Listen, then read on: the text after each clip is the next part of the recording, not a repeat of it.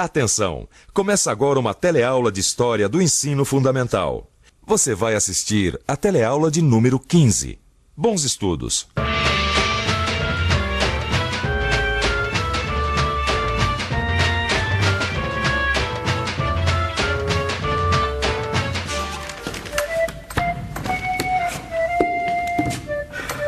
Olha só a mala que sobrou pra mim, Vicente. Ai, meu Deus, e agora? Vou carregar isso aqui. Ô, Vicente. Oi. Você não vai se trocar? Nós vamos começar a gravar daqui a um minuto, rapaz. Desculpa, eu me entretive aqui lendo o jornal. Começo a ler notícias de política, eu esqueço da vida. Mas eu fico pronto num minuto. Pode deixar. Comer, coçar e falar de política é só começar, não é verdade? E política é justamente o tema da nossa aula de hoje. Nós vamos ver como era a política no Brasil depois da independência, desde a coroação de Dom Pedro I até a sua renúncia. Bom, a gente começa assim que ele se vestir. Não é mesmo, companheiro? Não falei que eu ficava pronto num minuto?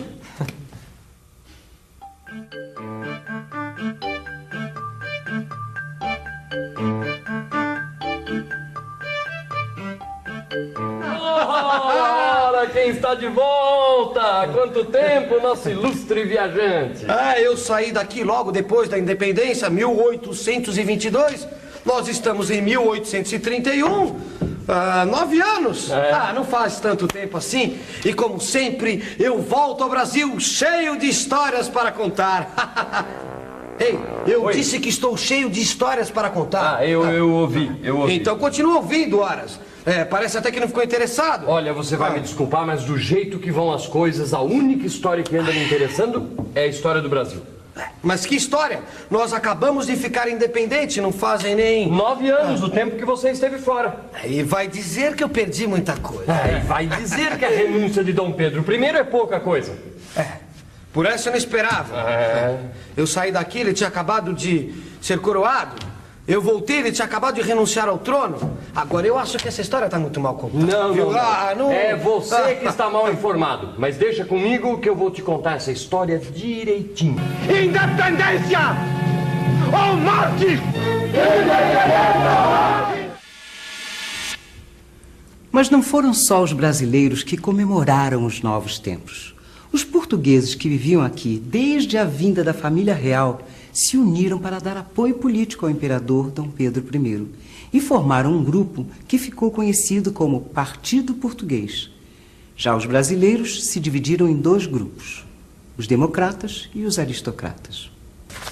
E cada partido tinha uma ideia diferente de como o Brasil devia ser governado, certo? Exatamente. Os portugueses queriam que o imperador tivesse poder absoluto, sem limites. Já os democratas pensavam o contrário, que o poder deveria representar a vontade da maioria. E os aristocratas, por sua vez, achavam que o imperador deveria ter poder sim, mas limitado pela Constituição. E afinal, quem ganhou essa disputa? Pois é, os 3 partidos foram eleitos para a Assembleia Constituinte. Mas quando começaram os trabalhos, em 1823, os aristocratas já tinham dado um jeito de expulsar os democratas da política. Então essa disputa ficou entre os portugueses e os aristocratas. Mas não por muito tempo, não. Peraí, como assim? O que acontece é que o imperador fechou a Constituinte e nomeou uma comissão para elaborar a lei máxima brasileira à sua medida, a Constituição Política do Império do Brasil. Isso já foi no ano de 1824. O poder estava todo concentrado nas mãos dele. Vocês já imaginaram a briga que Dom Pedro I comprou? De um lado, o imperador e os portugueses, do outro, os brasileiros. E o campo de batalha era a nossa primeira Constituição. Mas o que é realmente uma Constituição? E por que ela é tão importante? Vamos ver? Seu Gustavo, o senhor precisa entender que a gente não pode mudar as cores da encomenda de uma hora para outra. Tá tudo pronto aqui, tudo, tá tudo... Quem é que vai arcar com esse prejuízo? Tá bom, eu vou ver o que eu posso fazer. Até mais. Cidinha... Seu Gustavo quer que a gente faça os uniformes tudo de novo. E ele pode mandar assim, sem mais nem menos? sei lá, né? Ele também é nosso sócio, entrou com a maior parte do dinheiro. Ah, não, vou resolver isso já já. Procura aí o contrato social. Ah, boa ideia. Foi pra isso mesmo que nós fizemos um contrato. Pra ver quem é que tem poder dentro da confecção. E ao mesmo tempo para limitar esse poder. A confecção não pode depender da vontade absoluta do seu Gustavo. Não é porque ele deu a maior parte da grana que ele vai se sentir o dono. Contratos e constituições são coisas parecidas. Ficou mais claro? Contratos e constituições existem para definir quem tem o poder, seja o imperador, o presidente, o Congresso, etc. E, ao mesmo tempo, para limitar esse poder. Aqui no Brasil, nós passamos pela elaboração de uma Constituição em 1988. Você se lembra da briga dos constituintes? Durante esta Constituinte, surgiram muitas divergências entre os deputados. Isso aconteceu porque eles defendiam diferentes ideias sobre a organização do país. Um exemplo foi a discussão sobre o direito de voto dos analfabetos, que foi contemplado no texto final. Outras questões, como reforma agrária e direitos dos trabalhadores, também dividiram as opiniões dos deputados. O resultado dessas discussões determinou os direitos e deveres de todo cidadão brasileiro. Entendeu agora por que uma Constituição é tão importante? Não foi à toa que houve tanta briga por ela no Primeiro Império. Dom Pedro I, que ganhou o primeiro round, dissolveu a Assembleia Constituinte e impôs a Constituição ao país. A Constituição imposta por Dom Pedro I era centralizadora e conservadora. Centralizadora porque concedeu ao imperador um grande controle sobre o sistema político. Ele possuía o poder moderador que lhe dava o direito de dissolver o parlamento e nomear juízes e a autoridade máxima de cada província. Conservadora porque mantinha a escravidão e limitava a participação política dos cidadãos através do voto censitário. Para ser eleitor ou candidato, o cidadão precisava ter uma determinada renda anual. Isso impedia as camadas populares de votar. Ah, então Dom Pedro enfiou a Constituição de 1824 goela abaixo do povo e todo mundo ficou de boca fechada? Não, senhor. Teve gente que pôs a boca no trombone. Foi aqui na província de Pernambuco que os ventos revolucionários começaram a soprar contra o imperador. Liderados por Frei Caneca, os membros da Câmara da cidade de Recife se recusaram a aceitar a Constituição de 1824. Os recifenses tomaram o poder na província e logo receberam o apoio da Paraíba, do Ceará e do Rio Grande do Norte. Juntos, eles criaram uma república, que foi batizada de Confederação do Equador. Me diga uma coisa, que fim levou essa história da Confederação do Equador? Ih, acabou mal. Os líderes do movimento tinham ideias muito liberais. Perderam o apoio dos comerciantes e dos senhores de terra. O governo central mandou as tropas para lá e acabou com tudo. Os líderes foram condenados à morte.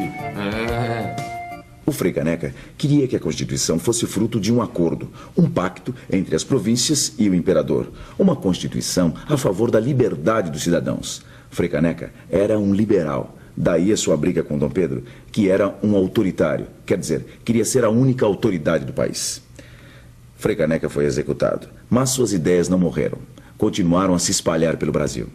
Dom Pedro I ganhou a batalha, mas tinha começado a perder a guerra. A Câmara dos Deputados foi reaberta e, junto com ela, a oposição ao imperador. O medo de uma possível reunificação com Portugal voltou a ser o assunto do dia na imprensa, que não economizava críticas a Dom Pedro. O tempo fechou ainda mais com a turbulência das revoluções europeias. Elas acabaram com o absolutismo em países importantes como a França. Não era mais possível justificar as atitudes autoritárias do nosso imperador. O clima político piorou ainda mais no Brasil com a pressão de uma crise econômica provocada por problemas na agricultura de exportação.